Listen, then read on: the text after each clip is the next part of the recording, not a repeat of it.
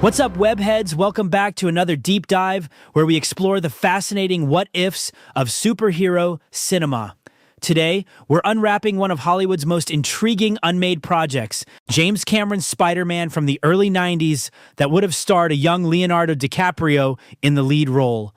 Before Sam Raimi's Spider-Man trilogy swung onto screens in 2002, several attempts were made to bring the web-slinger to theaters, but perhaps none was more tantalizing than the version James Cameron envisioned in the early 1990s. Fresh off the success of Terminator 2: Judgment Day, Cameron had established himself as one of Hollywood's premier action directors. In 1990, Carolco Pictures acquired the film rights to Spider-Man for a whopping $5 million from producer Menahem Golan and began developing a $50 million Spider-Man film with Cameron at the helm. Cameron reportedly wrote a detailed 47-page scriptment, which is part screenplay, part treatment, for his Spider-Man film around 1991, though the project wouldn't be officially announced until years later during the production of True Lies. While no actors were officially cast, several names were strongly linked to the project.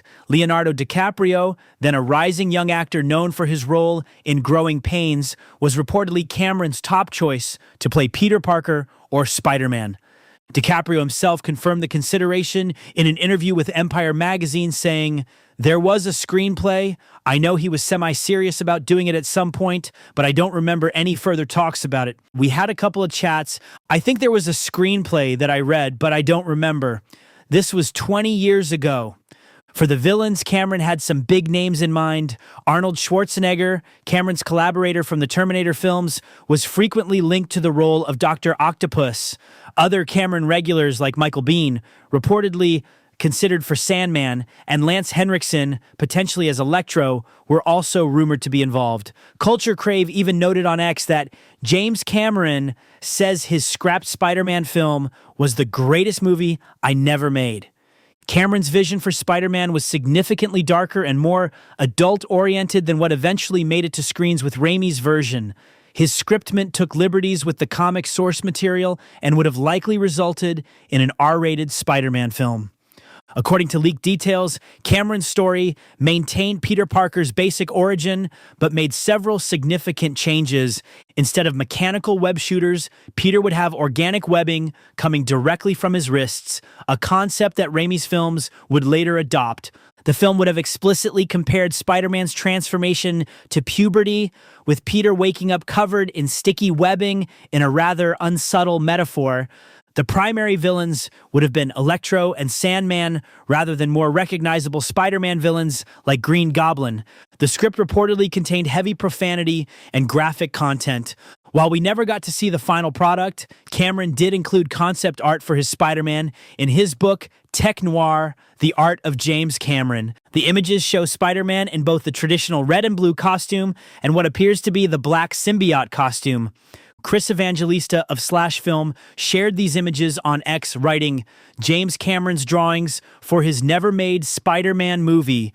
The artwork shows a darker, more shadow-covered Spider-Man than what we've become accustomed to in later adaptations."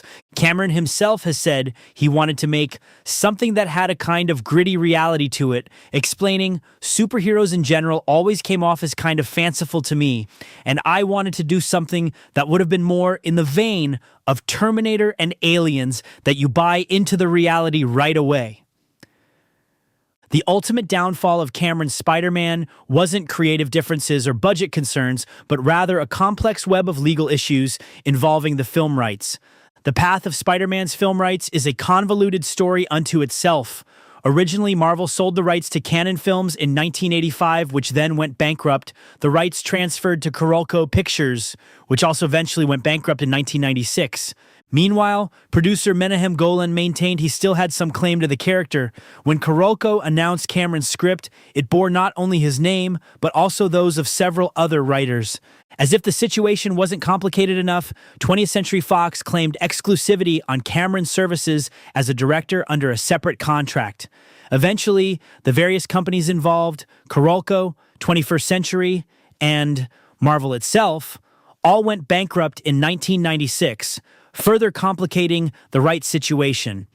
In a last-ditch effort, Cameron reportedly tried to convince 20th Century Fox to purchase the rights to Spider-Man, but they were unwilling to wade into the legal morass surrounding the character. The rights eventually found their way to Sony/Columbia Pictures, leading to the Raimi trilogy we know today. While Cameron's film never materialized, his influence can still be felt in the Spider-Man films that eventually made it to screen.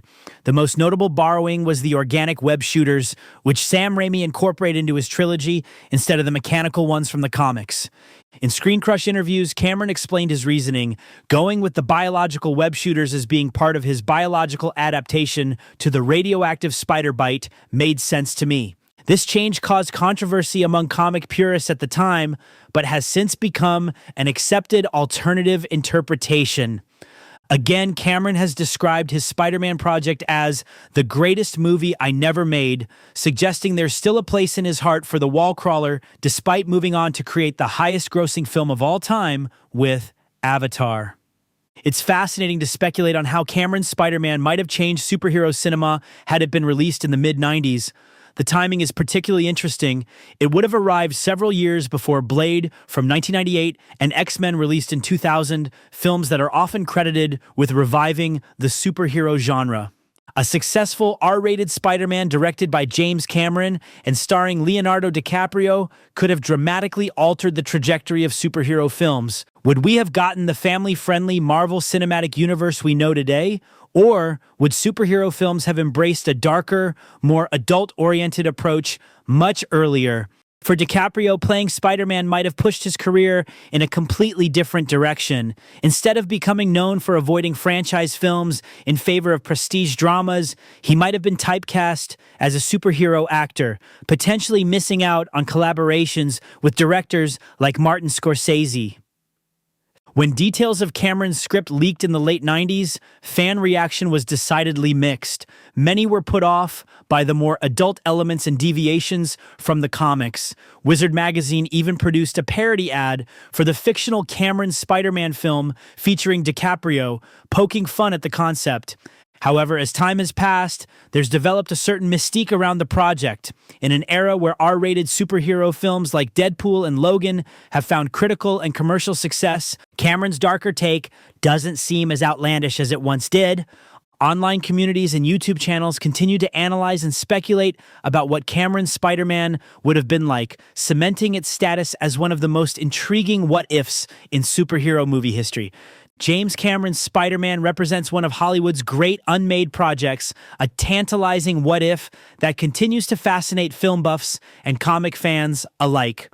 While we'll never know exactly what his vision would have looked like on screen, its influence continues to be felt in the superhero genre. As for Cameron and DiCaprio, they'd eventually collaborate on Titanic just a few years later, creating one of the most successful films of all time. Perhaps in some alternate universe, their partnership began with Spider-Man instead. What do you think? Would you have wanted to see Cameron's darker, more adult-oriented Spider-Man? Or are you glad the character waited for Sam Raimi's more faithful adaptation? Let me know in the comments below. If you enjoyed this deep dive into superhero movie history, don't forget to like, subscribe, and hit that notification bell so you never miss out on our explorations of the greatest what-ifs in cinema. Until next time.